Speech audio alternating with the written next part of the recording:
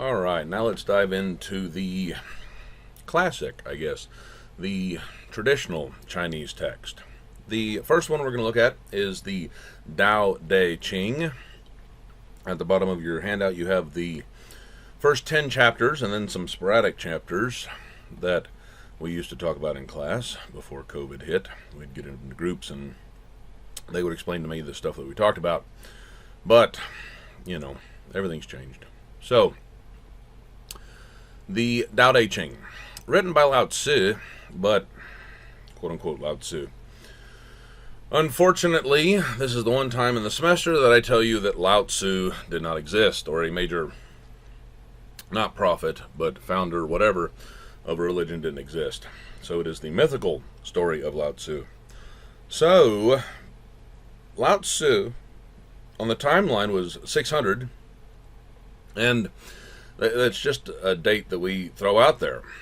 The Tao Te Ching that we have in this form was compiled in this form by 300 BC BCE, but Lao Tzu didn't exist, and he wasn't in 600 BC BCE.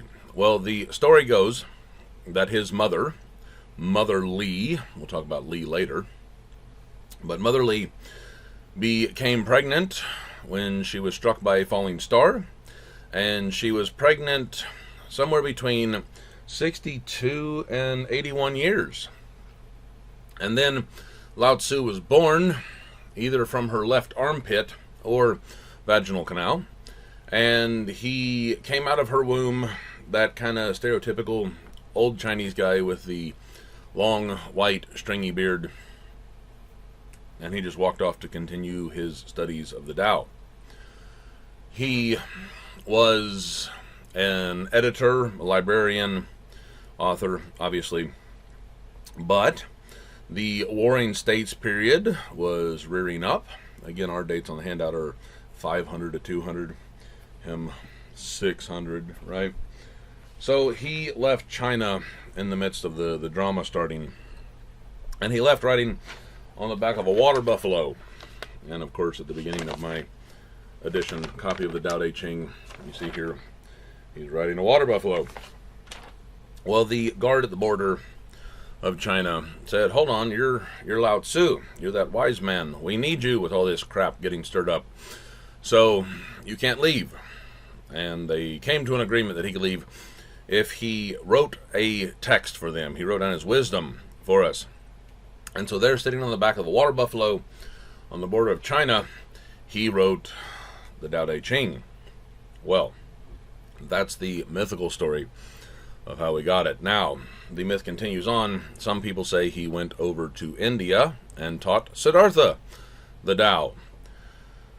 That's really kind of pushing it, but there is a lot of connection there. And as I said, the Taoists accepted Buddhism almost immediately when it got to China about 2,200 years ago. So that's the story of how we got the Tao Te Ching. Now, who wrote it since he didn't? Probably a group of librarians, editors, philosophers, wise people over that 300-year time period between 600 and 300 BC BCE. But again, we have it in this current form by 300 BC BCE. So, it has two sections. It has 81 chapters, but two sections, chapters 1 through 37, I believe. Yes, chapters 1 through 37 are called the Tao, and then chapters 38 through 81 are called the Te. Well, we know Tao means the way, the pattern, the process, the force, and Te just means virtue. And so the first half is on the Tao, the second half is on Te. But there is so much about virtue in the first section on the Tao, and so much about the Tao in the second section on virtue. And so it kind of makes no sense. Well, according to the story, he wrote it on the back of a water buffalo off the top of his head. Of course, it's not going to be logically outlined, flowing from idea to idea in an organized manner.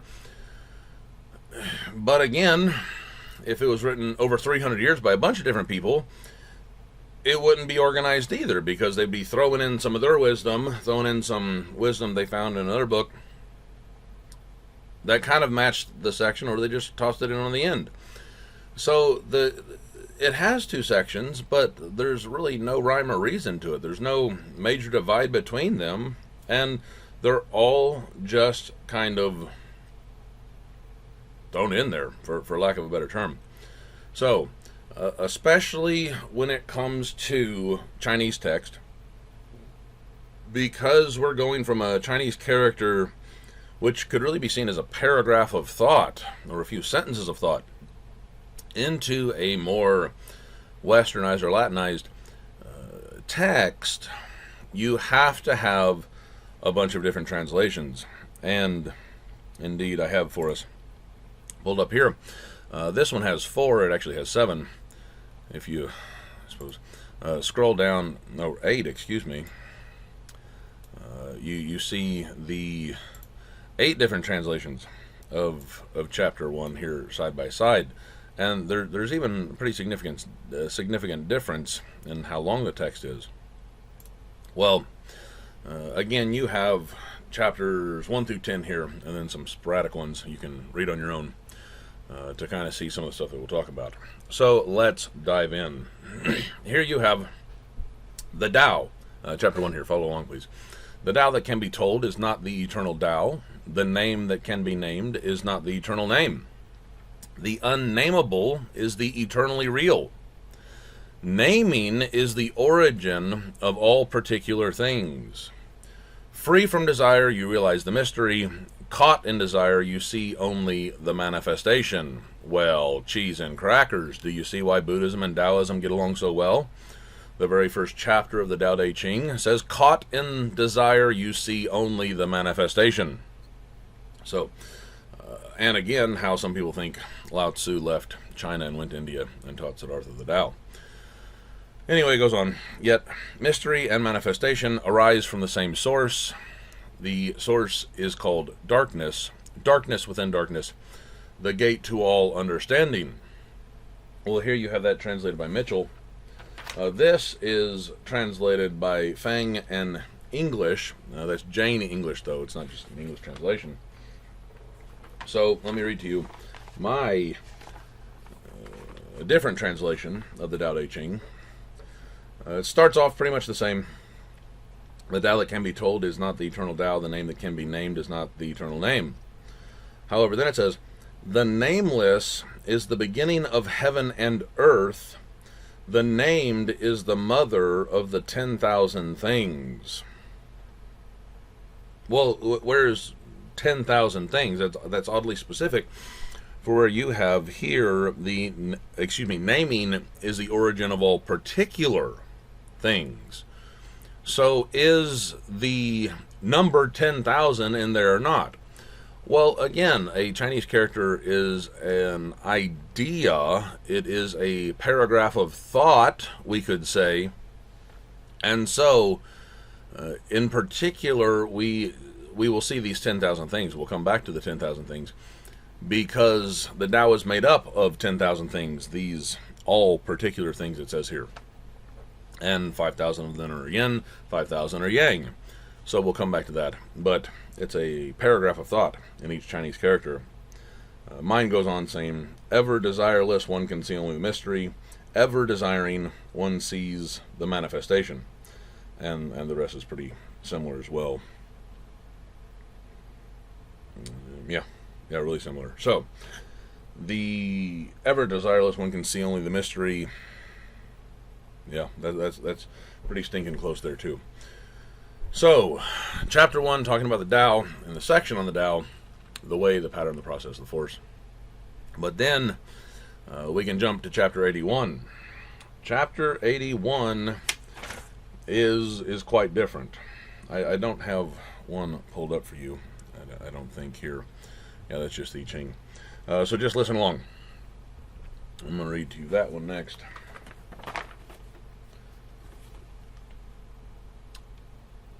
Chapter 81. Truthful words are not beautiful. Beautiful words are not truthful. Good men do not argue.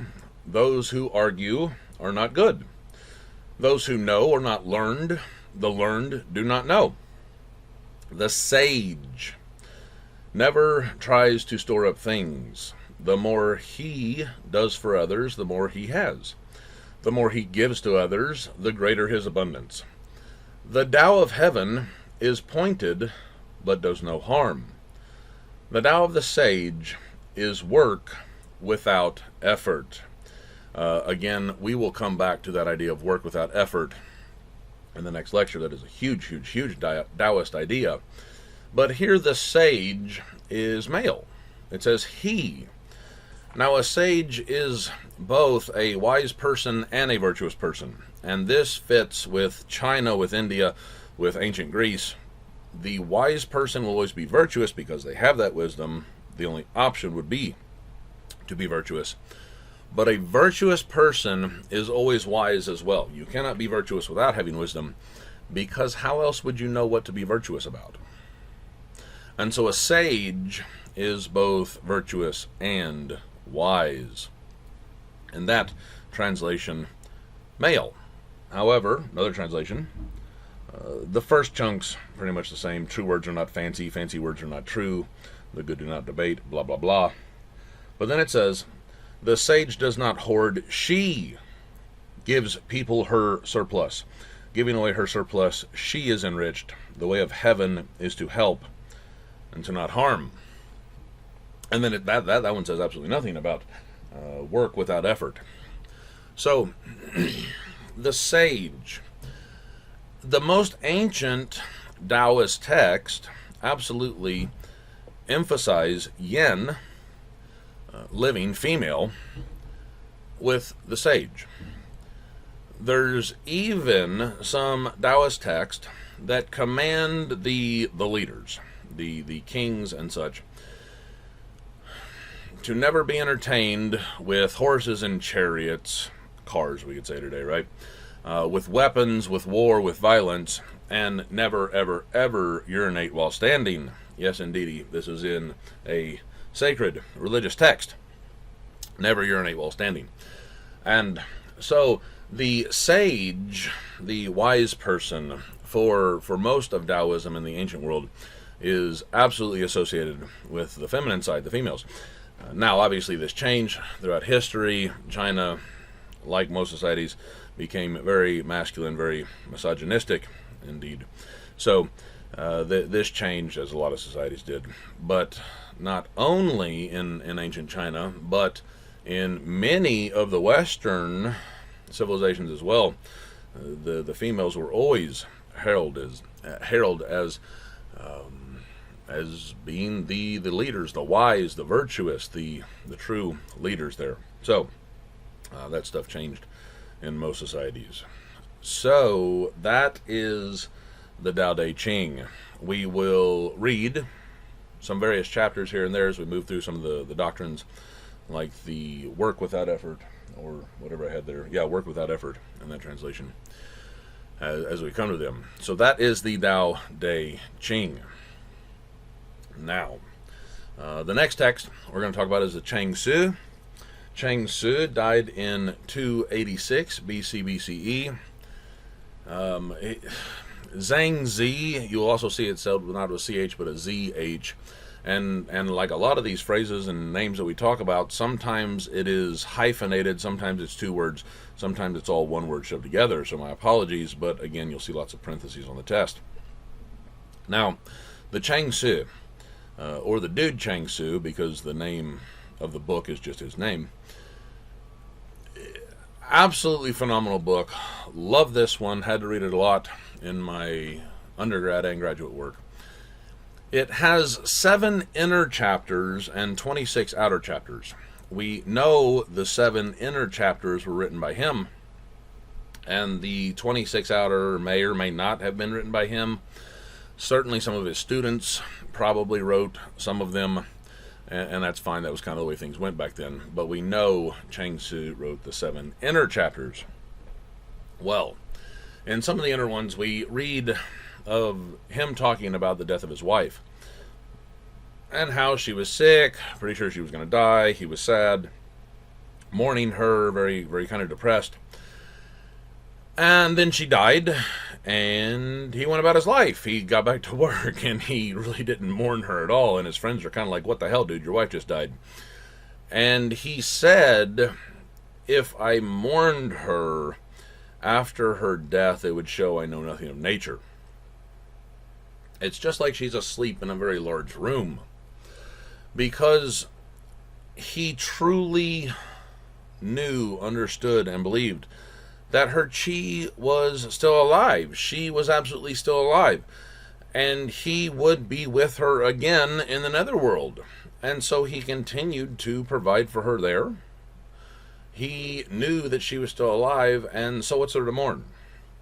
It's no different than we get the illustration of, do you cry and become depressed and mourn every fall and winter when a tree in your backyard dies? Well, no, of course not, because it comes back to life in the spring. Just like when the body dies here, the chi is still alive in the netherworld. And so Chang Tzu really kind of brings that to life. But Chang Tzu, 1700 years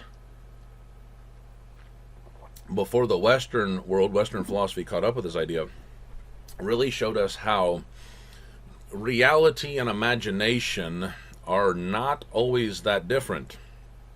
And he gives us this really fun story of how he woke up from a nap under a tree one afternoon, and he was completely calm and peaceful and rested. And he remembered that he was dreaming that he was a butterfly, just gently floating wherever the breeze, wherever nature took him. And he was just gliding through the air. And that's why he woke up in this calm and peaceful state. Well, then he realized, how do I know that I am a human being who just woke up from a dream where I was a butterfly, and I am not a butterfly now asleep and dreaming that I am a human? So Western philosophy caught up to this idea about 700 years later, talking about some of this stuff in particular with dreams, but Chang Tzu figured it out a long time ago. Now, in case I forget to say it later, Chang Tzu is known as the anti-Confucian philosopher. And in the 200s BCE, when Confucius was kind of becoming more well-known, and we'll obviously talk about all that stuff later, but he was one of the Taoists who really wanted to keep Taoism and Confucianism completely separate. But one of those outer chapters, it might be one of the inner ones, I need to read that again. Anyway, it's entitled Anarchy Utopia. Anarchy Utopia. Now, anarchy is not craziness and chaos and death and murder like the Wild Wild West, like most people think it is. Anarchy is about freedom. Anarchy is about freedom. And utopia is just kind of that perfect environment, obviously. But Confucianism, as I've already told you, is very much about ethics and politics, whereas Taoism is about the way of nature, and nature is free. And Confucius was a very strict, serious, rule-oriented person. And so you can see this anarchy utopia being the opposite of Confucianism. And nature is, of course, free. So Chang Tzu is known as the anti-Confucian philosopher for a few of these reasons. Well, anyway, that's a Chang Tzu. A fun book. Oh my God, a fun book to read. And then there's the Dao Zhang. And really the only thing you need to know about the Dao Zhang is its current form was finally put together in 1445 AD or CE, so just 600 years ago. And by this point in history, it's like half Taoist and half Buddhist text. It's a whole library, thousands of books put together, the Dao Zhang is. But it's half Buddhist. By this time, there is a strong 1,400 years of Mahayana Buddhism being alive and well in China, and the texts have indeed merged together, and they build off each other, and they work together. So I just really want to talk about that book, or library of books. and really drive home that point that Buddhism has been the biggest thing in China since it got there about 2,000 years ago. So anyway, that is the Cheng Su and the Tao Te Ching. Now let's drop back to the I Ching. Yes, I know. It says I Ching, but it is pronounced I Ching. Well, this is that Chinese text that is the first thing on your handout at 2500 BCE, making it probably the oldest text that we talk about all semester long here in this class. Now, it's made up of hexagrams. These are trigrams. You put two of them together, as you see on this grid, and you get a hexagram. But this is ancient Chinese wisdom, just kind of giving us this Chinese way of life that I've been talking about. You go to the shaman with an issue, with a thing, with a decision that you have to make in your life. You would present it to them, and I'm going to call them dice. They're not dice, obviously, but they're rectangles, obviously. And on one side, there's a divided line, and, well, I guess on two sides it's a divided line, and on two sides it's a solid line. And they throw 6 of them out, and the order they land in correspond to a chapter of the I Ching. So if you have 3 divided and 3 divided, you go to chapter 2. If you have 3 solid and 3 solid, you go to chapter 1. And obviously, 2 divided, one's, well, actually they start at the bottom, so 1 solid, 2 divided, 3 solid, well, that's chapter 34. So the trigrams make up hexagrams, and this is how you know what's going to happen in your life so you can make the right decision. Now, in class, I asked for volunteers of people to tell us some big decision they have coming up. And I present it this way. Obviously, you might be graduating this semester or next, looking at going to one university or another university. Do you go to this different state? Do you take an internship? Do you continue on with your college education and go to university? Maybe you marry this person or you don't marry this person. Maybe you buy this truck or that motorcycle. Who knows? Whatever. Do you go straight to the workforce? Whatever. So, I asked for volunteers along these lines, and I either bring my copy of the I Ching to class or just pull up this website and literally just kind of go like this. So, watch, I'm going to close my eyes and boop. Click on that one. Chapter 25. Now,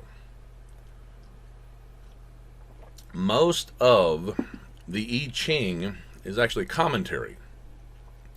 Each of the 6 lines, and there's the commentary that pops up, is actually kind of annoying. Each of the 6 lines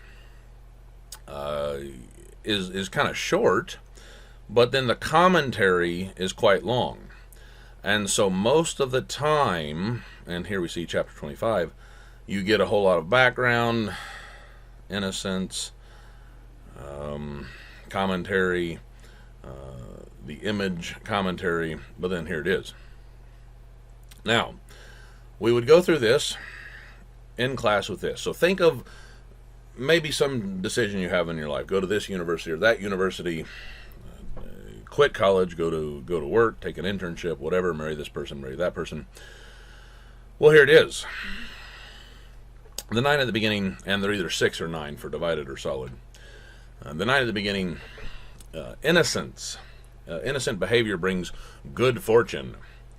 The second one, the 6 in the second place, if one does not count on harvest while plowing, nor on the use of the ground while clearing it, it furthers one to undertake something. Well, cute. This isn't the best example, but we're going to keep going with it. The 6 in the third place means undeserved misfortune. There, okay, now we're getting back to the normal stuff. The cow that was tethered by someone is the wanderer's gain, the citizen's loss. The 9 in the fourth place means he who can be persevering remains without blame. The 9 in the fifth place means Use no medicine in an illness incurred through no fault of your own. It will pass of itself. The 9 at the top means innocent action brings misfortune, nothing furthers. Well, normally each of these 6 sections, 6 paragraphs, whatever you want to call them, ends with there is blame, there is no blame. Brings good fortune, brings no good fortune. Undeserved misfortune, whatever. And so, if you are going to a job instead of going to university, this innocent behavior brings good fortune. So it's going to turn out pretty good for a while. However, if one does not count on the harvest while plowing, it seems like you're kind of getting distracted there. Don't quote me on that. I am not an I Ching scholar. Then you run into some drama. You'll run into some trouble. Well, you get some undeserved misfortune. So maybe there's some drama at work. You get blamed for something that you had nothing to do with, whatever. But when you persevere through this, you remain without blame. Maybe the truth comes out, right? So you know going into it that you're going to start the job, and it starts with fortune. It starts with good luck. And then there's going to be some drama, but you stick with it. Your name will be cleared. And then you're going to have some illness. And don't worry about it. It'll pass on its own. But you maintain the course, being innocent in your actions. But this brings misfortune again. So, well, that kind of sucks, right? So these all kind of lay out for you what's going to happen. So you know that it's all going to be good. You know it's all going to be bad. So don't go to that internship. Take your ass to college. Stay with college. Go to university, right? Or you know how the marriage is going to start out good. It's going to be rocky in the middle with some drama, and then you will be found innocent or whatever, and there's going to be some health issues, blah, blah, blah, whatever. So I always do a couple of them. Let's just see what's here. No blame, good fortune, misfortune, perseverance, and then great good fortune. And so these are kind of how we see what's going to happen in the future. The shaman reveals to us,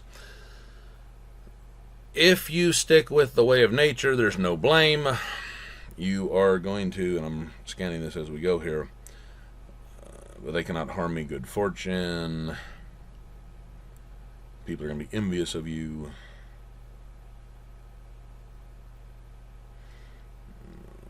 Once rain falls, remorse is spent. I don't know what that means. You can kind of dive into these on your own here.